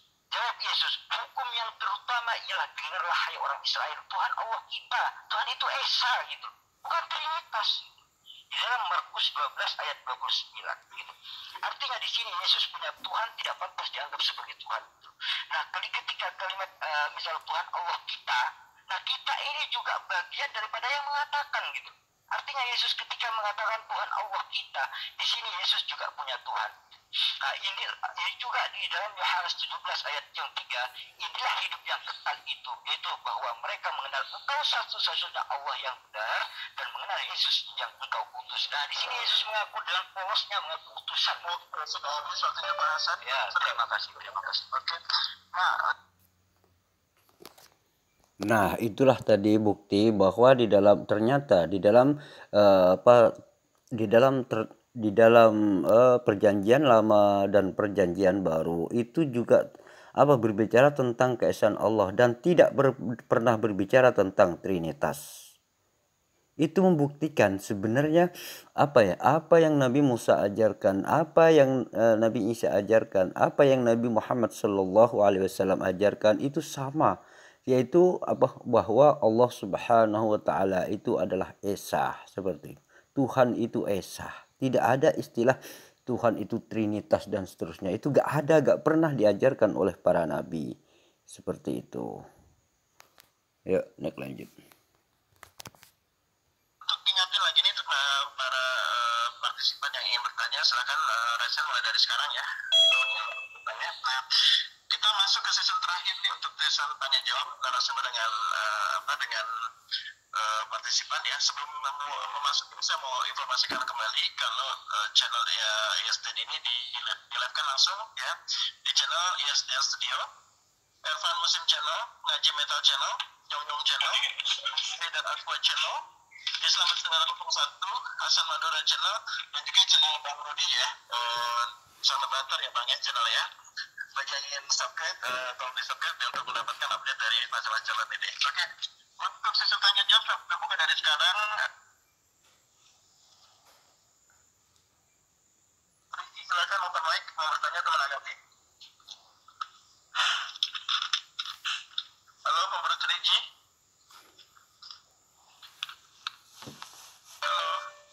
Oke, karena tidak ada jawaban, saya ke pertanyaan selanjutnya. Bang Awi Daeng, silakan open mic, mau bertanya atau menanggapi silakan. Awi, udah Awi, wah tidur kayaknya nih. Halo. Oke, nih Bang Awi ya, oke silakan Bang Awi. Sebentar bang, belum ini. Maaf, belum. Silakan. Oke, Pemberut Rizky, silakan Pemberut Rizky, silakan. Oke, terima kasih atas waktunya yang diberikan sama saya. Saya akan bertanya kepada Bang Rudi Yohanes ya. Saya kenal suaranya. Jadi menurut Pak Rudi Yohanes, makanya umat Kristen itu menuhankan Yesus ya kan, karena kematian Yesus itu sendiri yang terdata di dalam Bible, yaitu mati dalam keadaan terkutuk untuk menebus dosa manusia. Jadi yang ingin saya tanyakan yang pertama, di mana letak kemahakuasaannya ketika Yesus itu harus mengampuni dosa manusia, dia harus berinkarnasi dulu menjadi manusia, itu yang pertama ya kan. Yang kedua, Bang Rudi Yohanes tadi mengatakan bahwa umat Kristen itu, semua umat Kristen itu dikaruniai Roh Kudus. Jadi tolak ukurnya dan pijaannya itu apa? Bahwa umat Kristen itu dikaruniai Roh Kudus. Silakan Bang Rudi Yohanes. Maaf, sebelum dijawab izinkan saya interupsi dulu untuk partisipan yang setelah bertanya, tolong jangan di mute dulu ya, biarkan aja terbuka. Lanjut Bang Rudi. Oke, saya jawab. Sebelum saya menjawab itu, saya terlebih dahulu ingin mengatakan bahwa Al-Quran tidak pernah menolak Tritunggal. Al-Quran menolak Triteisme. Ya, itulah sebabnya tadi dia mengatakan bukan tiga Tuhan katanya, itu Triteisme. Dan kemudian tadi mengambil dari Al-Maidah 116. Di situ adalah Allah, baru Maryam dan Nabi Isa. Itu Triteis, bukan Tritunggal. Oke, sekarang saya masuk ke.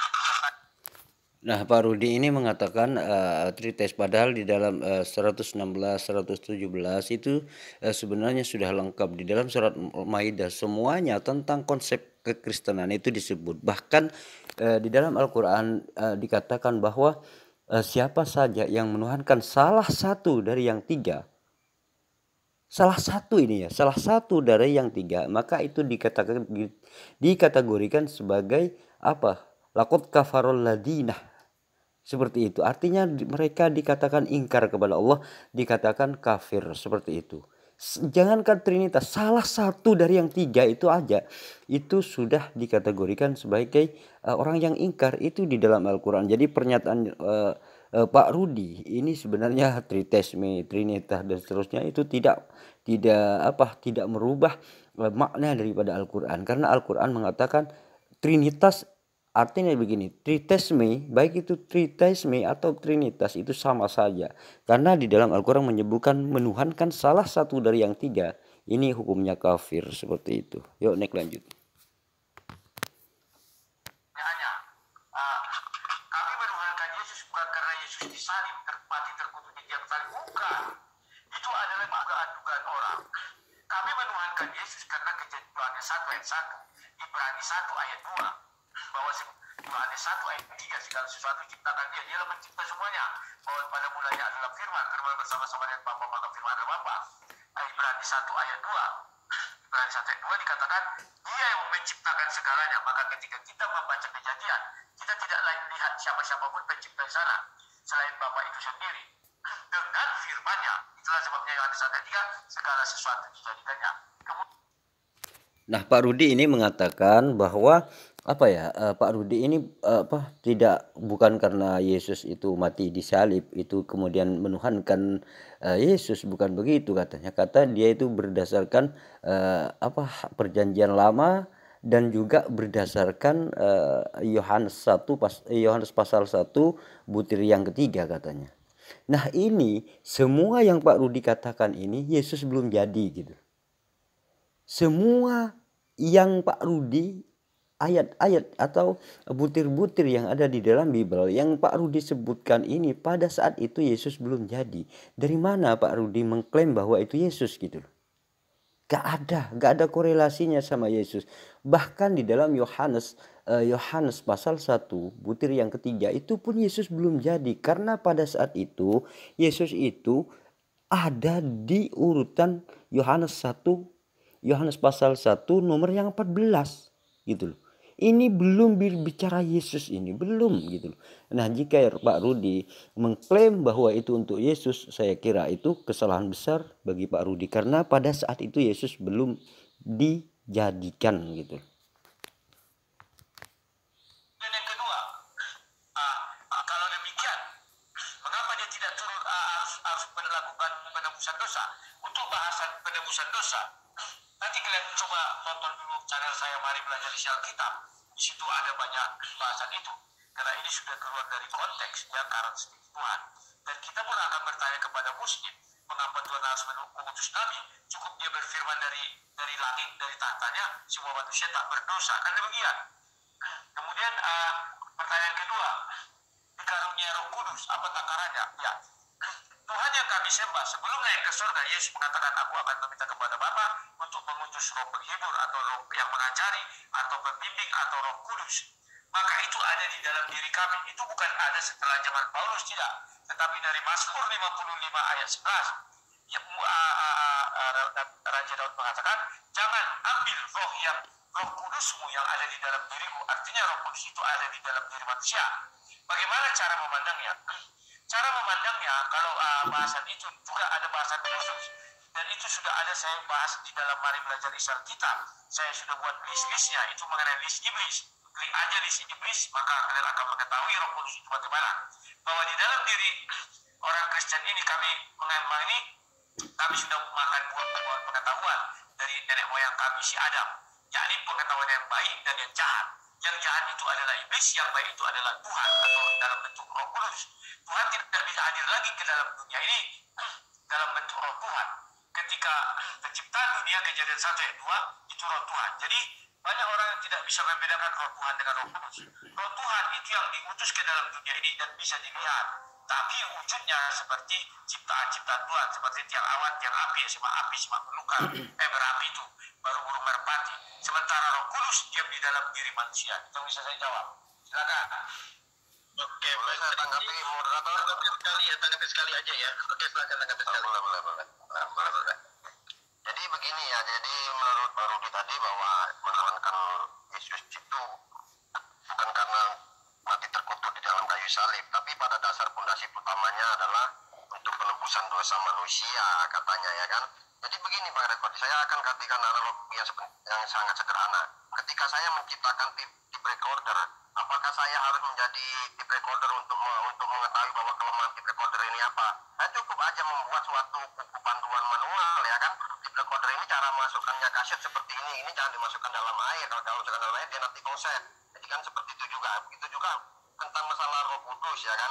Ketika manusia itu mengatakan dia diilhami Roh Kudus, bagaimana ketika manusia itu sudah diilhami Roh Kudus tapi melakukan kelakuan-kelakuan yang di luar nalar apa Roh Kudus itu sendiri? Karena Roh Kudus itu tidak mungkin dia akan melakukan membimbing manusia itu ke jalan yang sesat, seperti ya para tokoh-tokoh agama yang terjadi sekarang ini, seperti di dalam Katolisme itu ya kan, di dalam gereja-gereja Katolik yang melakukan perbuatan yang tidak senonoh, sementara mereka sendiri mengatakan mereka diilhami Roh Kudus gitu loh.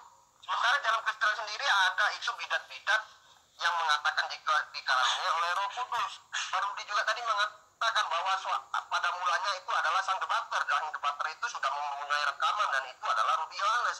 Bagaimana Barudi itu ini akan menjelaskan bahwa suara Barudi itu adalah bentuk dan wujud diri Barudi sendiri.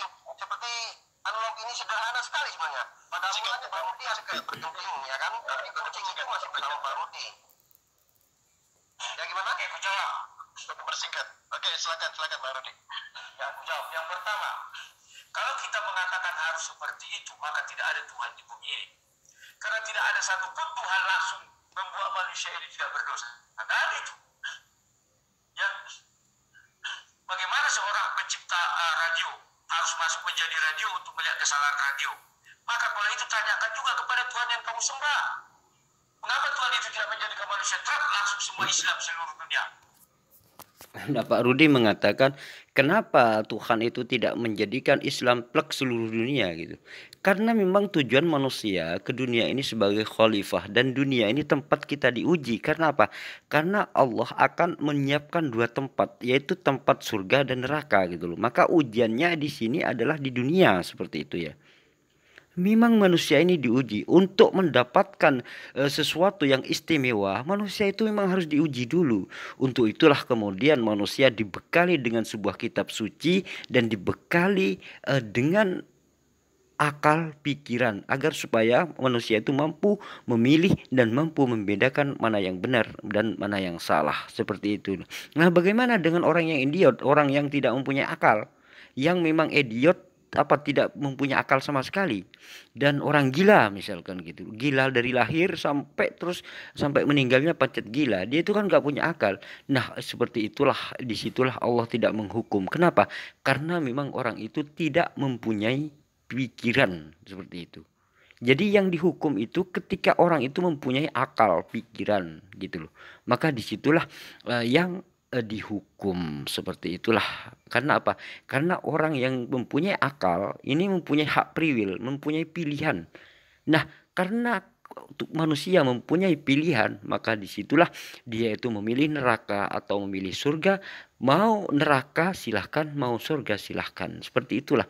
Karena Allah dari dulu sudah menciptakan neraka dan surga.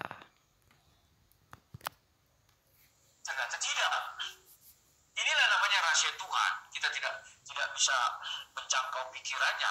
Tetapi kalau di dalam Bible ini masih enak, kami masih bisa menjawab.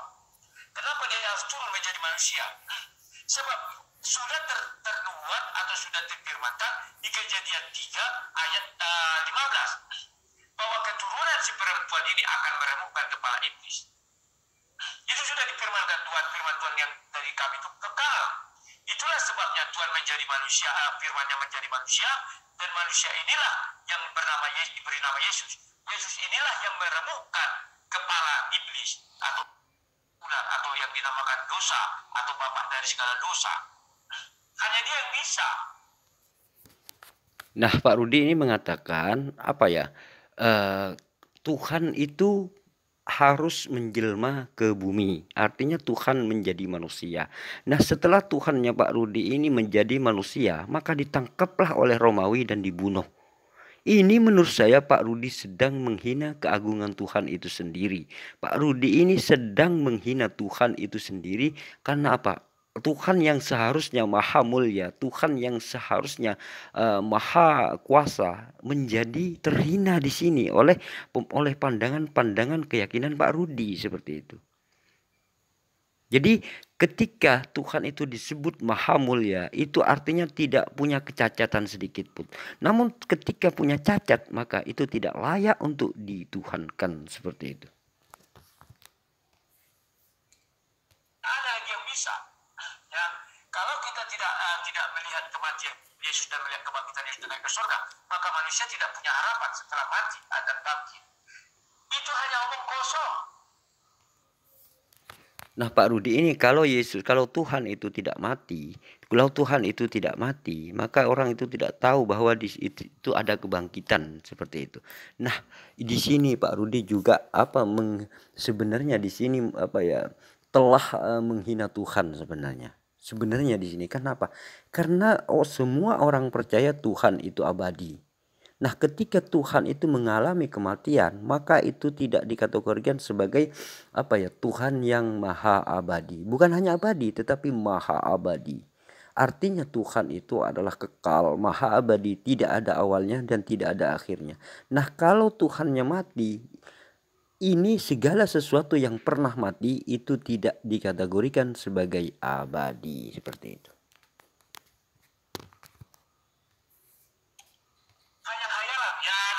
Kita akan dibangkitkan. Ada buktinya nggak? Nggak ada.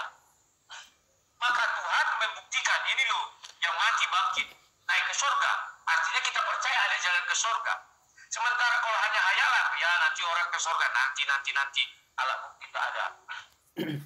Nah menurut Pak Rudi, Tuhan itu membuktikan bahwa kematian dan bisa bangkit gitu. Nah separah itukah Tuhannya Pak Rudi? Yang Tuhannya Pak Rudi buktikan cuman mati. Artinya bahwa Tuhannya Pak Rudi ini bisa dibunuh oleh manusia dan dihakimi oleh manusia, seperti itu. Jadi yang menghakimi, yang membunuh Tuhannya Pak Rudi itu manusia, yang menghakimi Tuhannya Pak Rudi itu manusia, seperti itu. Nah artinya di sini sebenarnya begini ya. Adam aja melanggar perintah. Adam ini kan manusia, melanggar perintah manusia aja. Manusia melanggar perintah Tuhan aja sudah dicap sebagai orang yang berdosa. Bagaimana mungkin Tuhan merencanakan pembunuhan terhadap dirinya gitu. Artinya Tuhan merencanakan agar manusia membunuh Tuhan gitu loh. Sehingga manusia ini membunuh Tuhannya Pak Rudi. Ini menurut saya bukan penebusan dosa, tetapi membuat manusia ini bertambah dosa, bertambah besar dosanya. Karena Adam aja melanggar, itu disebut sudah berdosa, dan ini membunuh Tuhan gitu loh. Bagaimana Pak Rudi mengatakan ini pengampunan gitu? Manusia lagi yang membunuh Tuhannya. Ini apakah tidak bertambah besar dosanya manusia kalau seperti itu gitu?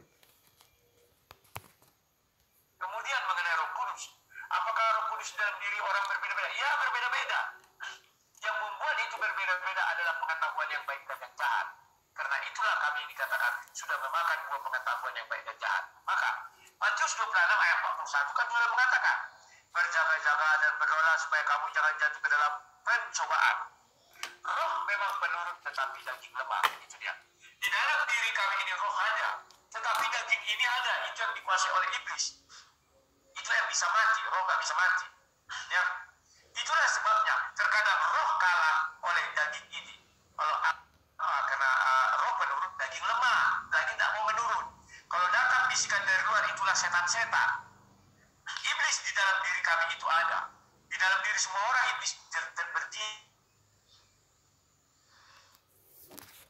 Nah di sini Pak Rudi mengatakan bahwa roh manusia ini kalah dengan daging yang dikuasai iblis. Padahal di sini Pak Rudi mengatakan rohnya manusia ini dibimbing oleh Roh Kudus. Artinya rohnya ini ada Roh Kudus seperti itu. Dan kemudian daging ini dikuasai iblis. Dagingnya ternyata rohnya ini kalah dengan iblis katanya. Ini membuktikan bahwa Tuhannya Pak Rudi kalah dengan iblis di sini gitu loh.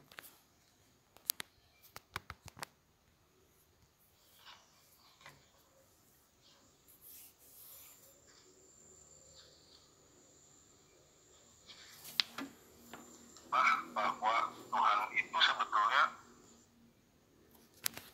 Nah inilah pertanyaan, kemudian tanggapan sekaligus pertanyaan kepada saya, yaitu orang Kristen ini bertanya kepada saya.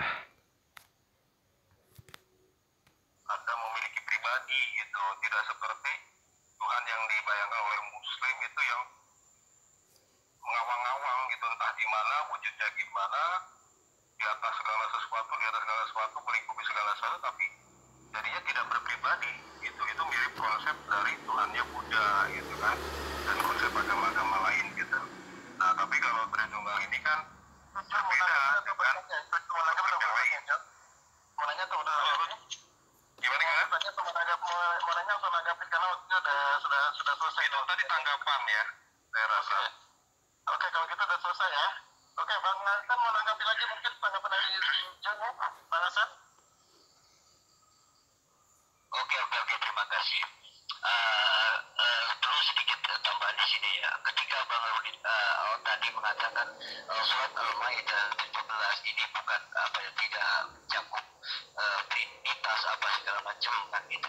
Nah, sebenarnya di dalam Al-Quran tidak menyinggung satu kelompok gitu, tetapi sifatnya umum gitu.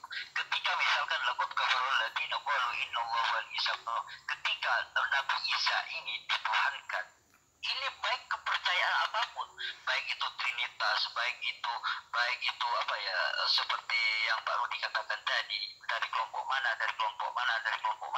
itu semua sudah mencakup keseluruhannya dalam surat Al-Maidah 17 ini, karena menuhankan Yesus, karena menuhankan Nabi Isa. Nah, tadi Bapak mengatakan bertanya tentang wujud Allah. Begini Pak, saya nyatakan, kalau sesuatu yang tidak terlihat itu kemudian digambarkan, maka jelas gambaran itu salah. Karena apa yang kita bayangkan, wujud sesuatu yang tidak terlihat, ketika membayangkan, maka bayangan itu hanya identik dengan apa yang kita lihat gitu. Sesuatu yang tidak pernah kita lihat, kemudian kita membayangkan bentuknya, wujudnya seperti apa, maka wujud itu adalah maka gambaran itu adalah sebuah kesalahan gitu. Maka umat Islam selalu menjaga hal ini. Ketika Allah ini dikatakan tidak terlihat oleh kasat mata, kemudian digambarkan bentuk Allah seperti apa, maka kemudian jelas gambaran ini salah, karena karena gambaran ini pasti salah gitu, Pak. Pasti salah. Nah, di sini Allah ini sebenarnya di dalam karakteristik tadi ya, asma wa sifat. Di situ dijelaskan Allah itu wujud. Artinya wujud ada wujudnya gitu, Pak. Wujudnya itu disebut dengan zat pribadi. Artinya wujudnya Allah itu adalah zatnya Allah itu sendiri, dan itu tidak pernah dilihat oleh manusia. Wujud Allah yang sebenarnya, yang zatnya Allah tidak dilihat oleh manusia gitu, Pak. Karena apa? Bukan berarti ini, karena manusia mempunyai keterbatasan pandangan, Pak, gitu. Begini, Pak, melihat langit aja yang besarnya seperti ini, itu mata ini tidak bisa, Pak. Ketika misalkan melihat ke atas, langit itu biru, apakah sebenarnya langit itu benar-benar biru? Belum tentu gitu loh, Pak. Ini merupakan kita, bahwa pandangan kita ini terbatas sehingga melihat langit itu biru gitu. Nah, sehingga ketika kita dijabarkan dengan aslinya, apakah langit itu biru? Tidak, cuma pandangan saya melihat langit itu biru gitu, Pak. Disinilah keterbatasan manusia gitu loh, Pak. Dan Allah Subhanahu wa Ta'ala mengetahui keterbatasan manusia tidak akan mampu melihat Tuhan gitu. Nah, kalau Mau lanjut lagi Bang Hasan? Oke, silakan Bang Hasan, silakan. Kalau saya begini aja, tadi menanggapi Bang Rudi bicara tentang tentang Trinitas. Al-Quran tidak berbicara tentang Trinitas. Memang benar, Al-Quran ini artinya tidak tertuju pada satu organisasi apapun, tidak tertuju, umum sifatnya. Siapapun yang menuhankan Nabi Isa, dia itu adalah dikatakan laqad kafarul ladzina qalu innallaha wal masih ibnu Maryam. Sesungguhnya telah kafirlah orang-orang yang berkata bahwa Nabi Isa itu sendiri adalah Tuhan, adalah Allah gitu. Nah, ini misalkan keyakinan Pak Rudi adalah Trinitas di dalam Yesus ini, itu semua mencakup surat Al-Maidah ayat 17 ini, mencakup di situ gitu. Juga misalkan ada yang monoteis, ada yang misalkan ada keyakinan lain, seperti keyakinan berbeda dengan keyakinannya Pak Rudi Yohanes, itu juga bisa Al-Maidah, karena Al-Maidah ini adalah sifatnya global, sifatnya umum. Siapapun yang menuhankan Nabi Isa atau Yesus, dia itu adalah kafir gitu. Baik itu kepercayaan itu Trinitas atau apapun bentuknya, atau apapun kepercayaan yang Allah yang mengatakan Nabi Isa itu sebagai Tuhan, maka orang itu kafir. Itu tergambar di dalam surat Al-Maidah ayat 17 ini. Ini saya kira kalau Pak Rudi mempelajari Al-Quran dengan benar dan kosongkan dirinya, insya Allah saya paham. Mudah-mudahan dengan penjelasan saya ini Pak Rudi mendapat hidayah dari Allah Subhanahu Wa Taala sehingga paham dengan Al-Quran. Karena Al-Quran ini khusus untuk orang yang berakal gitu. Karena di dalam Al-Quran dikatakan afala taqilun segitu. Terima kasih. Oke, terima kasih Bang Hasan. Dengan berakhirnya pertanyaan dan jawaban terakhir dari Bang Hasan, maka berakhir juga acara kita. Mohon maaf sebelumnya kalau ada kendala teknis tadi, saya pribadi dan atas nama manajemen ISDN mohon maaf karena masalah teknis tadi ya. Dan karena sudah berakhir acara ini, saya dan Yuda rekan saya izin ya. Mohon maaf apabila ada salah kata ya, semuanya kesempurnaan hanya milik Allah ya. Dan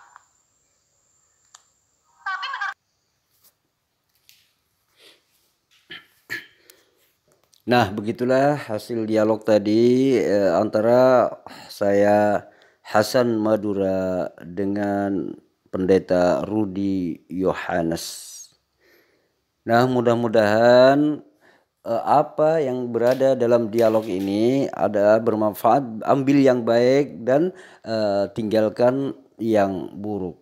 Jadi adanya channel ini mengadakan dialog-dialog lintas agama, tujuannya adalah menjawab semua subhat-subhat atau fitnahan-fitnahan atau tuduhan-tuduhan negatif terhadap Islam itu sendiri. Jadi inilah tugasnya seorang debater muslim, beberapa debater muslim lainnya terjun pada dialog lintas agama ini adalah tujuannya untuk menjawab semua tuduhan-tuduhan non-muslim, tuduhan-tuduhan negatif terhadap Islam seperti itu. Yuk dukung terus channel ini. Mudah-mudahan dengan dukungan Anda saya bisa berkreatif, berkembang dan semakin giat untuk menjawab semua tuduhan-tuduhan dari orang-orang non-muslim. Bagi Anda yang mendukung, mudah-mudahan ini dicatat oleh Allah Subhanahu wa taala sebagai orang yang selalu berdakwah di jalan Allah Subhanahu wa taala. Amin amin Allahumma amin. Dan bagi Anda yang mendukung channel ini, dan mudah-mudahan kita semua, Anda dan saya, diselamatkan oleh Allah Subhanahu wa taala, diberikan kesuksesan di dunia ini dan juga di akhirat nanti.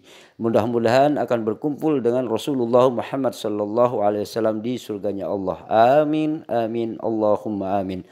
Terima kasih. Wassalamualaikum warahmatullahi taala wabarakatuh. Mohon maaf apabila ada kesalahan kata di dalam saya menjelaskan tentang ajaran Islam. Kritik dan sarannya silahkan tulis di kolom komentar ini. Terima kasih. Wassalamualaikum warahmatullahi wabarakatuh.